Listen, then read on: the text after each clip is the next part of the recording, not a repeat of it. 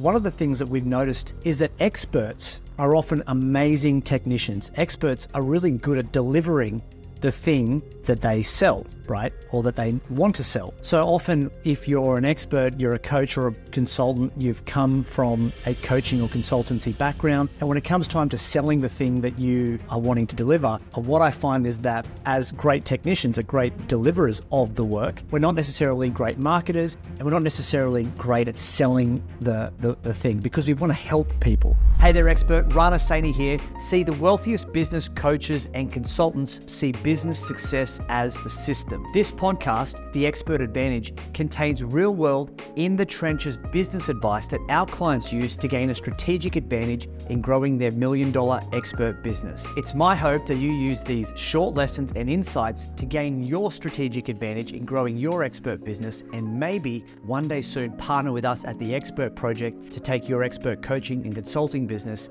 to $1 million and beyond. I hope you share and enjoy. One of the things that we've been using for many, many years ourselves and with our clients, and being able to see remarkable results, because one of the things that we've noticed is that experts are often amazing technicians. Experts are really good at delivering the thing that they sell, right? Or that they want to sell. So often, if you're an expert, you're a coach or a consultant, you've come from a coaching or consultancy background. And when it comes time to selling the thing that you are wanting to deliver, what I find is that as great technicians, are great deliverers of the work, we're not necessarily great marketers, and we're not necessarily great at selling the thing, because we want to help people.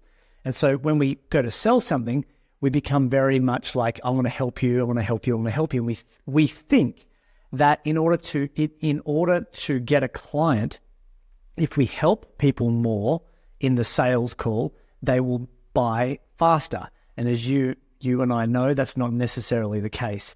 And so the B2B Offer Builder is a really good way for you to be able to think about the offer that you're putting out into the marketplace, both in what it is and who it's for, and then being able to articulate the value of that offer in a very clear, concise, and confident way that leads people to wanting to learn more about what you do and wanting to do business with you sooner.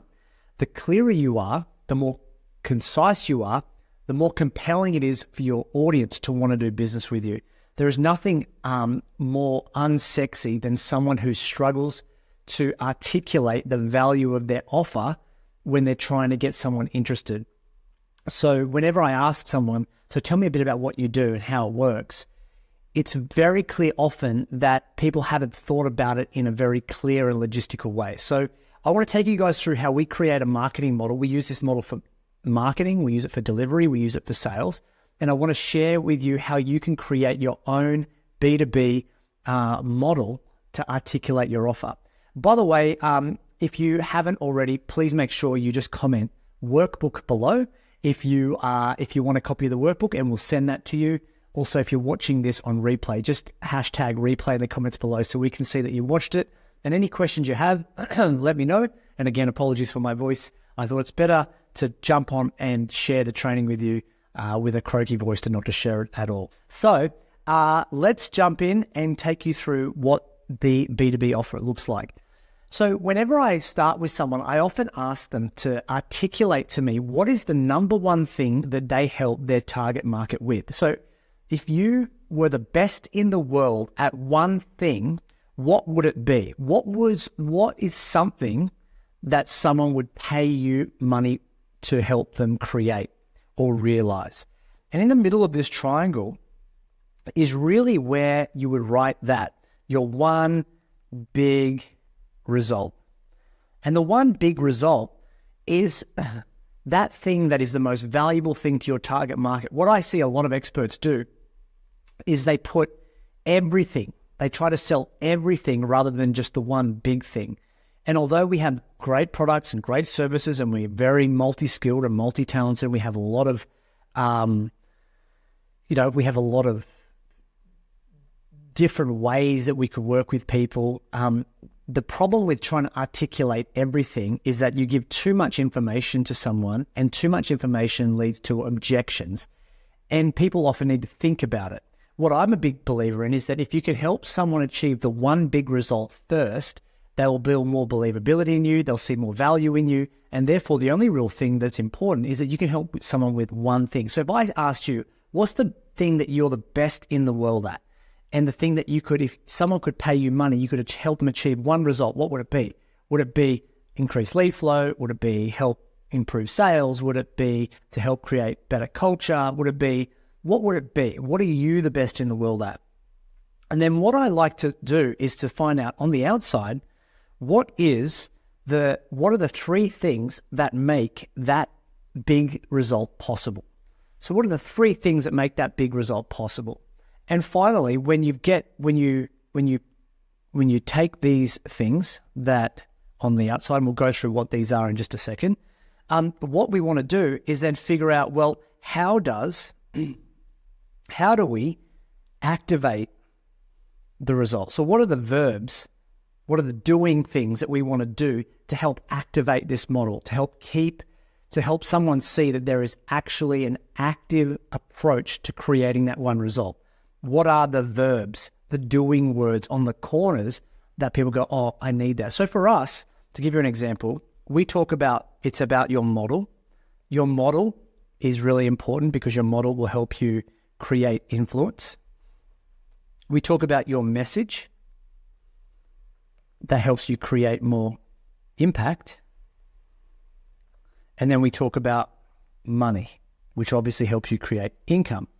And in the middle, we look at, we know that we can help any business coach or consultant build a 7-figure lifestyle business, which means realistically, if you think about it, you only need 10 clients paying you $8,000 a month or 20 clients paying you $4,000 a month. And so how do we package your IP to help you sell more of your value without you having to sell more of your time? So we get your IP to work harder than you do. So we know that you need the right model, you need the right message, which is going to help you generate leads, and you need the right mechanism to generate money and income. We also know that in the outside, it's about connect, engage, and convert. They're the three doing words, right? So you need to connect with your perfect future customer inside of the channel that you're in, Facebook, LinkedIn, Instagram, whatever it is. If you're not building up new connections, new followers, new contacts, then you don't have an audience. And if you don't have an audience, you're not going to have opportunity. The next thing we want to do is engage them with an offer. And engagement is about leads. So we want to engage to generate more leads and more opportunities. And finally, we want to monetize those leads and opportunities and turn them into clients. So we need an audience, we need leads, and we need clients. Now, if I ask any person, any coach or consultant, which one of those they don't need, they would say, well, I need all three, right? You can't have clients without leads, and you can't have leads without an audience. So we need to build an audience first to generate leads, to then build and generate clients. And what we know is that we often talk too much about how we do something, right? Like, so we often say information for free, implementation for a fee. So you want to share with your audience or with someone that you're talking to a lot about what you do. You don't want to tell them how to do it, because how to do it takes time. And that's why they need you in the middle. That's why they would buy from you. So we don't want to make the mistake of trying to explain how to do something in so much detail that the person goes, thanks, I think I can do it on my own, because quite frankly, they can't. And if they can, then you probably don't have a business that has, you don't have a business, because if you can give someone the result in literally 20 minutes, then you don't probably have the right model to do it. So we want to make sure that we have something over time that we can share with people, for example, where we go connect, engage, convert, and we know that you need a platform. We need to choose a platform. We need to choose a platform that you can get your influence out there. You can build the audience, and we need IP. We need IP that your audience want to consume, much like what I'm doing today. We know that when it comes to the messaging, we need what we call passive and active marketing. Passive marketing is brand awareness. So it's basically getting your face and your name out into the marketplace. And active is about generating interest. It's about asking. And finally, we know that to get people from engagement to convert, we need to qualify and we need to get commitment. Qualify and commit. Hey there, expert. So listen, our mission here at the Expert Project is to positively impact the world of other business coaches and consultants just like you. We want to help them make more impact, have more income, and have a positive influence on the world. And see, the only way we can do that is if you've heard something in today's episode that moved you, created an insight, changed your perspective, or gave you an aha moment. All I'd ask you to do is take 10 seconds, rate and review this podcast so together we can help spread the word about this podcast and have a positive influence in someone else's world. So if you think about this just for a second, that's our model. Now, I can talk about this model in a webinar, in a podcast. I can deliver this in any way, shape, or form because I know that I can choreograph. I've choreographed my offer. I've got each element of my offer dialed in. So I can explain this to someone and I can literally move them through my offer and what I do and help create a dialogue where I can say, well, do you see how this could help you? Yes, great. Do you see the value in that? Yes, great. Do you see how this could help you generate more leads? Yes, great. So I can literally navigate someone through my offer. Now, not to get too complicated here, but what I want to do is help explain what each of these are and how you can start thinking about your offer a little differently and use this workbook. By the way, if you want to just comment workbook below, we'll make sure you have your workbook. We'll get you a copy of this workbook. And again, excuse me for my voice, just getting over the man flu. It's a real thing.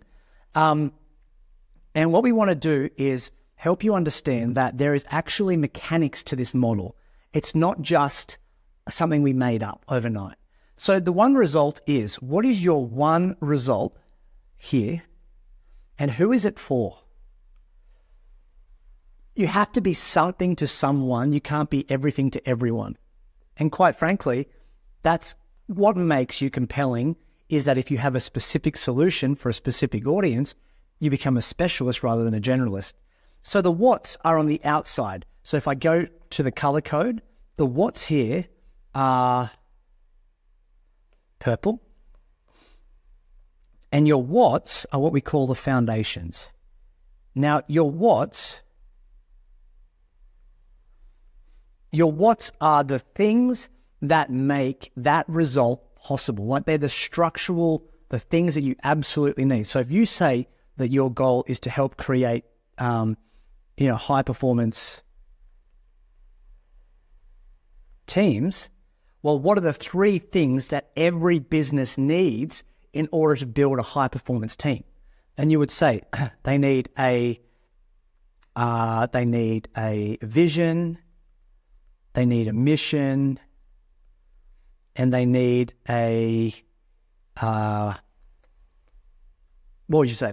High performance team, vision, mission, and a strategy, for example. And I'm just riffing here, right, by the way. But this is the process you'd want to take when you're asking yourself, what are the three things that every business need, that your target market would need in order to achieve that one result in the middle, that one result, to build a high performance team? What would it be? Okay. So you want to get clear on the foundations. Then you want to ask yourself a question. Okay. So now that you're clear on the foundations, you've got your foundations, we want to talk about the whys, what we call the fundamentals. And you'll see these numbers. So if I label these out as 1, 2, and 3, what would happen if 1 and 2 came together? So what I mean is like vision and mission. If I got vision and mission, what's created? What's the active word that you would need to help you create your vision and your mission? And you'd say, well, vision and mission, I'd need to create clarity. Great. Clarity's first. To create any high performance team culture, you need clarity, right? You absolutely need clarity. Then 2 to 3. What we're in a mission and strategy, you'd need clarity. So we need to create clarity. We need to create KPIs, right? Or you might think of a better word, but we're just going through it. Remember, done imperfectly is better than perfectly not done, right? So we just want to start with version 1.0 and evolve this as we go. Clarity, KPIs, and then 3 and 1 come together. So 3 and 1, where in this case, we go strategy and vision, clarity, KPIs, culture, right? Improve. Everyone gets clear. Everyone's got KPIs, performance KPIs, and we measure team culture. Perfect. Okay, great. So they're the 3 things that I would say to someone that we're going to focus on. Now, if you go pathway C to A, so just so let's get clear. So this is A, B, C, C to A, this pathway here. This is what we call the hows. So someone says, well, how is this possible? How does it work? Well, you want to be able to articulate that as clearly as possible. We want to give people the how so we can make this model come to life. So the how are what we call the functions of how your offer works. So we can keep people at a strategic macro level without talking about the tactical micro level that only creates objections. Like if I go into too much detail about my offer, someone will say, well, I don't need that part, or I've already got that bit. We just want to keep everything high level to create strategic outcomes rather than tactical process-driven bits and pieces that people go, well, I don't need that. I've already got that. What if I don't want that? Is it cheaper? No. We just want to be vaguely specific is the best way that I can put it. So pathway C to A, what are the 2 things that you need to implement? How do we help them build an audience? How do we help them connect? Now with us, it's it's platform and IP. But for you might say, in order to go from C, culture, to clarity, in order to build clarity, we need to create what would we need to do? So we need to create planning.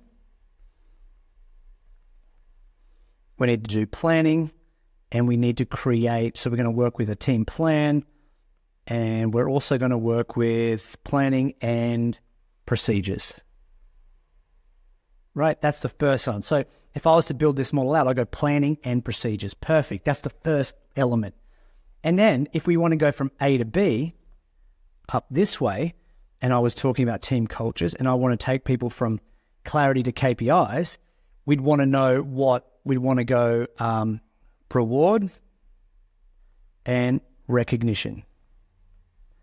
But see how I don't know anything about team performance and culture specifically. I'm not that expert in that space. But what it enables me to do is it enables me to start unpacking the ingredients to how I help someone achieve that one result in the middle. So many people can't articulate their offer well at all, and then they wonder why they can't get leads and why they can't make sales, right? Because if you can't articulate it, how can you expect your audience to understand it or your prospect to want to buy it? It makes no sense. So planning procedures, then you go, okay, B to C. I've got to get KPIs to culture. That's the right side of the triangle. Right side of the triangle, how do we do that? How do we create culture? We want to create a culture of accountability and results, right? So what I've done there is like, that's the ingredient. So if I was to put this together, I would say this is the high, so if I go high performance team framework builder. So I go, I'm the specialist at building high performance teams. How does it, so what do I do? Well, the first thing we need to do, to build a high performance team, there's 3 things that we need to make sure exist: a vision, mission, and a strategy. So what I would historically do is I'd say vision, and I had a bit of a blurb. Vision is like, what is the team's purpose? Mission, what's the aim for this team? How can we get them together and be on the same page? And strategy, what's the strategy that we're going to implement so the team has clarity exactly on what they have to do and why it's important? Now, we need to activate this team, and the things that we look at doing is clarity, KPIs, and culture. Every member on the team needs clarity and understanding as to what to do and why to do it. Everyone needs to be very clear on their KPIs so people know how they're winning at their job. When I'm winning at my job, and I know how to kick a goal, my team are I'm going to be more of an inspired team member. And finally, culture. Culture is the X factor that our team feels and believes in. So we need to make sure we're working on the 3 keys of team performance, which is clarity, KPIs, and culture at all times. Can you see how compelling this is now, as opposed to before, where it's like, I am a high-performance team builder. How does that work? I just build high-performance teams. Makes no sense. So here's how we're going to help you create your high-performance team. The first thing we're going to look at doing is we're going to put in place planning and procedures that make every team member autonomous and excited to understand what they do, how they do it, and autonomous and responsible is the word. So we want to make them autonomous and responsible by making sure we have planning in place. So we have a planning rhythm and procedures. We have a procedure in place so they know how to do things, and they don't have to rely on middle management to do it. Clarity.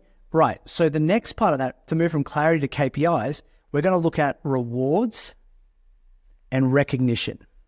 So how do we, that says recognition. How do we reward and recognize our team as they move to hitting their KPIs? So if they hit their KPIs, how do we reward our team, and how do we recognize A players?